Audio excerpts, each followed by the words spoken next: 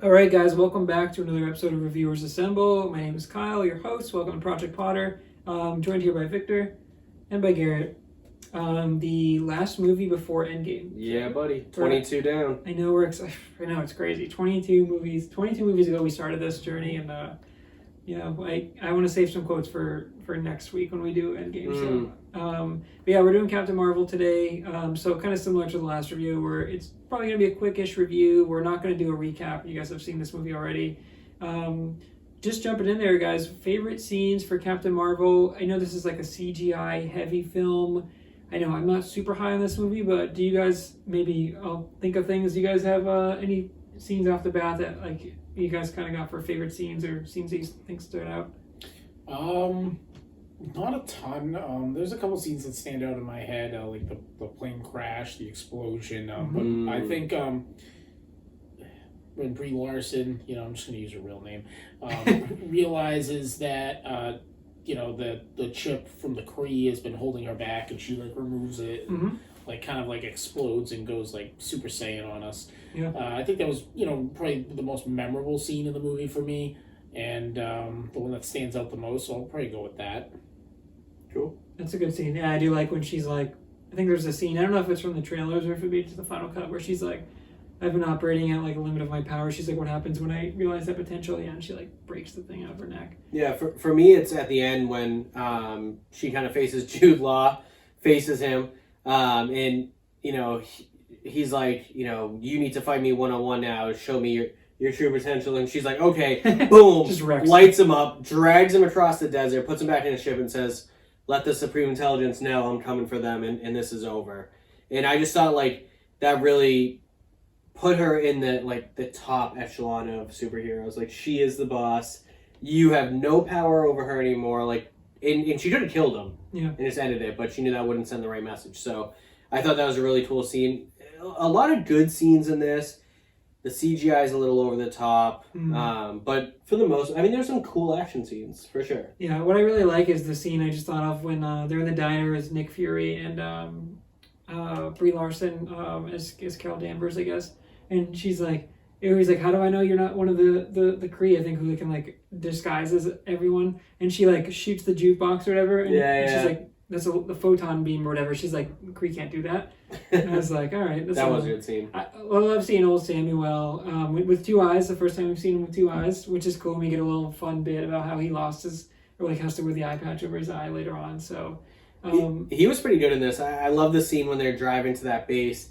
And he's like, Nicholas Joseph Fury. And she's like, Nicholas Joseph, you have 3 names? Yeah. And he was like, my friend just called me Fury. What does your mom call you? Fury. What do you call your mom? Fury. Like, yeah. Kind of some funny banter between those two throughout the whole movie. I thought, like, Carol, outside of the Captain Marvel, was kind of funny overall. Her chemistry with Nick was good. Yeah. Yeah, for sure. I like those two characters, and I like Brie Larson. Something about this movie just, I don't know if it's because of how powerful Captain Marvel is or just the story. I found myself struggling to care about the Kree and the Skrull. Like, I love Jude Law as an actor, too. Like, I thought he's an excellent actor. But, like, I just found myself, like, struggling to care about, like... Yeah. I don't know. Maybe it's because they can, like, shapeshift, and then I think it's the Kree... I always confuse these, so sorry if I'm mixing these up, but, like... The ones who can shapeshift, The Skrull. Those are the Skrull. They're the enemy initially, but then she finds out that they're not the enemy, and then like they befriend them. They're refugees just looking for a place to live. I thought that was kind of weird. I could get it. Maybe it's just because like the aesthetic, they're like just an alien species, but I don't know. What would you say is like your worst scene? The worst scene for me, it's just got to be. I think kind of towards the end. It's sort of like a little scene, but when. What's her name? Brie Larson. She like is learning to develop all of her powers, and then we mentioned she takes off a chip, but she goes to space at the end, and she doesn't need her helmet anymore. And I was like, maybe that's like a continuity thing, but I just noticed that I was like, I don't know, is that like she's just good in space now? Like she doesn't need a. Like just another part of her potential that she realized. Yeah, like I agree. It was just kind of a little bit of question mark. Just the overall she was being controlled by the Kree, so she took that off. So now, but like she still doesn't have like any training or power. So like it's not really like a worse scene for me. It's more just like an overall like okay, Captain Marvel is now just like super powerful, but she didn't have any training and didn't know how to, like, I don't know, just as a concept, I think Captain Marvel just doesn't. It kind of reminds me of like Superman, where Superman is super powerful, and it's like, well, how did you get this? And I don't know. I don't want to dig too much into that, but what about you, Garrett? Yeah, worst scene is definitely at the end when she just flies right up into space. Well, one for the helmet, like there's no continuity there, but then two, and I'm drawing a blank on the villain's name. He just fired a bunch of missiles at Earth. Oh, Ronan. Oh, Ronan, yeah, from Guardians. And you had to stop it, and then you blow up one of his ships, and then she pulls right up on him, looks him in the face, and he's like, all right, let's just leave now. And it's like, okay, this guy just attempted to destroy Earth, and you're just going to let him go. Yeah, exactly. Which is, like... yeah, she like flexes on him. She's like... The Captain Marvel character has always been interesting in like, does she really even care about Earth? Yeah, we mentioned off camera how like this is a prequel movie, so she comes in like the 90s, I think, because she goes to like the Blockbuster. That's a good scene, but like she is super powerful and she has her full powers at the end of this movie, but she doesn't show up for Avengers, and she says like to Nick Fury, "Oh, page me only emergencies only," and then like eventually we get Nick Fury as he's getting snapped, like pages Captain Marvel. Mm-hmm. But like didn't page her during Avengers 1, which apparently is that not an emergency? I mean, Earth is getting attacked. Doesn't come up for Ultron. Doesn't like Thanos' initial attack. Like you think Fury would immediately page her? Like nope. It's just like this being is so powerful, but she's not. We don't see her till. I mean, they introduced an origin movie, the movie before Endgame. It's like it's just weird timing. It's like you think if you're going to introduce a new character, especially when it's super powerful, you would introduce her like earlier in the MCU. And I kind of get it, because not to mix universes here, but it's like, why do you need Batman if you have Superman? So I kind of get that, but in a sense, like she could have flown in at the end of Infinity War, and I know you want to make more movies, but like at the end of Infinity War and defeated Thanos, or in Avengers. She shows up in Endgame, but it's like I think even her. We'll rewatch it, so I don't remember as much. But I think when she showed up, I was like, oh yeah, Captain Marvel's here, and she just like she does something, but I'm just like, I do like that she didn't dominate. And sorry, we'll get into Endgame, but no, it's okay. No, I was just saying, like, she doesn't like come in and just dominate instantly in Endgame, which I kind of like. Like her and Thanos actually like have a fight, which I did appreciate that. But I 100% agree with you. It's just a wasted character in the Marvel Universe. Have they confirmed more movies for her? I think it did. I think Captain Marvel did really well, so I would assume they're doing at least a Captain Marvel 2. I mean, listen, she's hot. She's really good as Carol Danvers. She's hot. She's hot, so she'll be in. She's attractive. She's a good actor. Yeah. I thought Carol Danvers was hilarious. Like, she was a great... Like, she had some sarcasm to her. Outside of the superhero stuff, I really liked her. Yeah, so I think she can uphold another movie. Sure. I was more interested in Carol Danvers, the pilot, than I was Carol Danvers, the superhero. Yeah. Is it weird that... and I don't want to compare. Obviously, ScarJo, in my opinion, is hotter. But I think, like, Carol Danvers' character is a lot... Like, you can watch a full hour and a half of her compared to Natasha Romanoff. Is that weird? Well, it's strange because we haven't seen Black Widow at this point, which is supposed to come out like a year ago, but because of COVID, like, it got pushed. So, but you know what I'm saying? Personally, I'm way more excited for Black Widow than I am for watching this movie again. Of course, but like Natasha plays 10, 15 minutes of screen time in every movie she's ever been in. Right. So now thinking about Natasha as an hour and a half, like, I don't know if I can take her. That's like, she's so serious in every movie. Can she do like the spy espionage thing for 90 minutes? Yeah. Maybe. I mean, don't get me wrong, she has her flirty side and like she can be a little sarcastic, but like Carol was really good. Like, I like Carol Danvers. That's a good point. More than Captain Marvel. I don't know, just thinking ahead. But what'd you guys have for strongest Avenger? The best character in this? I had Sam Jackson. Sam Jackson. I think Sam Jackson Fury? is Nick Fury. I think Fury. He was... They call you Fury. But yeah, I think he just overall solid, added comedic relief. Quite possibly probably his biggest role in a film up till this point. He had a couple other long run times in like early Marvel movies, but I think he probably had the MCU? Yeah, he probably had the most screen time in this one. Probably, yeah. In a different one, because they had to... I don't know if that's CGI or whatever it is to make him look younger. They de-age him, yeah. Yeah, like they did in The Irishman or whatever, which was so bad. But, I'm so torn. I really like Carol Danvers, that part of it. Didn't love her as Captain Marvel. I love Fury. I also love the guy who plays like the Skrull leader. I thought he was really funny. Talos, I think his name is. Yeah, I thought he was really funny. He was good. But I'm with Garrett. I have to go Fury. Seeing him younger, like being introduced to superhero stuff was kind of a funny thing. Seeing his eye get scratched out by the cat. Just different dynamics of someone who's been involved with so many movies. Mm-hmm. I think he did a really good job with this. Especially like how he handled being shocked by all of it was really cool. Yeah. Yeah, it's going to be a Fury sweep because I got to go Fury too. Fury, I was like kind of bored with this movie where I was like lukewarm on it.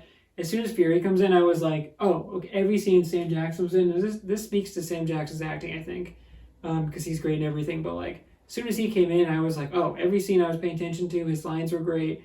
I love when he's playing with a cat, and which we find out is like a really like a hyperdimensional being or whatever. Yeah. It's like I forget, like there's a funny bit. What is it, like a fluger? All the Skrulls are like terrified of it, and he's like, no, it's just a cat. And yeah, they're like, no. What's a cat? And then there's like that one scene where it like shoots out like the octopus, like. It's funny. He's like, good kitty. Like, yeah. I'd be freaked out. Well, it's funny because they tease, like, he gets scratched a couple times, and the first couple times you're like, is this where he loses the eye? And he's like, no, but then he, like, eventually, I think it just swells up, because he doesn't actually, like, lose his eye, but, like, it's so, like, it must be, like, permanent damage. It's funny, they do show it in, what do they show it in? Remember he has to take it off to use the one of the Avengers. Yeah. I forget which one it is. Is it Winter Soldier? No, yeah, Winter Soldier. He says, keep both eyes on me or whatever? Yep. Yeah, that's a cool And it is just scratched up, so it's all, like, jacked up. It's just really nice. He probably just can't see out of it. Yeah. Yeah, so that was cool, because we're, like, always wondering, like, how did he lose his eye? Because we see him with two eyes, and this one, that's really cool. But yeah, young Sam Jackson. I thought because they're bringing Coulson again, and they de-age him too, but I thought the initial scene where they see Coulson, I thought it looked really weird. It looks like, if anyone's ever seen like Rogue One, I thought like the Tarkin de-aging was really bad. So like, it just looked strange where I was like, I don't know, something was just a little bit off. And then they have like normal Coulson towards the end of the movie. So like, I think that initial scene, they just like tried to do like a CGI or something, but yeah. I don't know, it looked off for me, but I think Sam Jackson across the board is number one for us. With that being said, what do you guys have for Baby Arms? Honestly, it was tough. Yeah, because not many people are like implemented into it too much. I want to say all of Jude Law's supporters. I forget this black actor. I love him. Djimon Hounsou. He's in Blood Diamond. He's a phenomenal actor. This guy, Porat the Pursuer. But all of those guys that kind of... Oh, he looks really familiar. Yeah, he's in Blood Diamond. He's in a lot of good movies. All of the guys around Jude Law's character were just kind of weak to me. They all had like this really serious face the whole time. Yeah. And like just kind of cheesy. They hated Carol Danvers from the very beginning. Or Veers. They kind of hated her from the beginning and treated her that way. They all were the same exact tone. Just, I don't know. They did like cronies, just kind of stupid, and I don't know. They bothered me. It was a little generic. Yeah. What about you, Garrett? What do you have for Baby Arms? I just went with Jude Law. I didn't think he was great either. Yeah. I just was underwhelmed. Yeah, underwhelmed. Great actor, bad role, I think. Didn't hate him. Didn't really get the character. It was just his role wasn't developed, I think, properly. You understood who he was, but it just... At no point did you feel a connection or a hatred towards him. It just was kind of a hollow character for me. Yeah. While we're on the topic of Jude Law, anyone who hasn't seen it, you guys should watch The New Pope. Yeah. Amazing show. Even if you're not like super religious, it's very like parody driven, but like Jude Law is amazing in that. Like he kills it. So like coming off of that, I've seen both seasons of it, and I really like it. So like seeing him in that and then seeing him in this, I was like expecting more, and Jude Law is always really good, usually in like the Sherlock Holmes and like everything he does really. And then in this one, I just felt super underwhelmed, like you guys said. But for my Baby Arms for this one, I'm actually going to go with Brie Larson as Carol Danvers. Wow, I like it. Just because I really like Brie Larson. I just thought she was like very like monotone in this one. Like I just didn't think she brought a lot to the character. Her outfit looks awesome. The CGI looks good enough. I did like her outside of the suit, but I just thought like a lot of the time like she was lacking kind of emotion, or like I don't know, her bits with Fury were okay, but like I just thought that there should have been more for such a big character and such a big like origin story. So I think Brie Larson has got to get it for me for Baby Arms. So little unsung hero is her her friend from the Air Force. Yeah. Her and the daughter. I hope that if there's another Captain Marvel, like her own movie, that they're involved. You know, whether she's like a Falcon, she's not a superhero, but she's a badass pilot, and the daughter, you know, works comms down on the ground or whatever. But you know, something like they were good little additional characters. But to your point though, Vic, this is a part I didn't really like because like she forgets her memory, but then like it just takes one story for her to remember. Like they don't connect the dots enough. Yeah, it's like, okay, so if she had her mind wiped, like some Men in Black shit right there, like then she just remembers because one person tells her, oh no, you're Carol Danvers, you were in the Air Force, and it's like, oh okay. It's like you just remember, you know, like I don't know, just the trigger for me felt a little weird, but I agree. With that being said, what do you guys have for a score for this one? Let me pull it up. I put mine right at 7.2, so that's coming in right behind Ant-Man and the Wasp from last week, and also Iron Man 3, but still above the Thors, still above Guardians 2, but bottom third. I just, it's not a huge rewatchable movie for me. No, it's just something about this movie. I don't know. When we were watching it, like I was telling you guys, like it's a well-made movie. I don't understand. The acting isn't necessarily bad. Something about this, whether it's the CGI, whether it's the story, I don't know. I just find myself kind of bored like watching this movie, and like I just don't want to rewatch it. And I don't know what that is. Like whether the fun factor is low. Like the CGI all looks cool. She's in space. She's shooting stuff. She's blowing stuff up. She's powerful. Like I feel like I want to like this movie a lot more than I actually do like it. And this is the second or third time I've seen it, and I didn't really like it in theaters, but I was like, maybe when I rewatch it, I'll like it more. I had an open mind, or trying to have an open mind, and like I'm just not crazy about this movie. I'm gonna give it a 7.1. I'm gonna go a little bit lower because like I don't know. This movie just doesn't like vibe with me. And I if we weren't watching it for review, I probably wouldn't watch it again. And I can tell you, I'm definitely not gonna watch it again for a third viewing because I don't know. I can't gel with it. I'm certainly happy that we were kind of forced to watch it again. It's not a bad movie. I agree with you. I'm not gonna watch it like on my own time. Right. I gave it a 7.1, and as we're talking, there's a lot of good parts of this movie, but there's so many misses. So I went and looked at the director, Anna Boden. The last movie she did was 2015 called The Mississippi Grind with Ryan Reynolds. It's a gambling movie. I watched the first 30 minutes of it and shut it off. And I'm a gambling addict. I don't want to say, you know, I go to GA. Well, they took a gamble by making this movie. But no, they took a gamble. But it was so bad. I still don't even know the concept of that movie. And just like this, there's so many, like, there's too many little plots and too many little stories, and none of them are connected. And it's too bad because I really liked, I like Carol Danvers as like the human character outside of the uniform, and they didn't connect enough of the dots. Hopefully they get another run with a new director and develop the character a little bit more. Yeah, it's like they were trying to be Top Gun. They were trying to be like this movie. like the pilot stuff is really cool, but we didn't get that. I don't know. It was like the direction that the movie went in. We're like, so who was the 60-year-old woman? You know, Marvel. Like, why is she flying? I'm sorry, but like she's in like the backseat, right?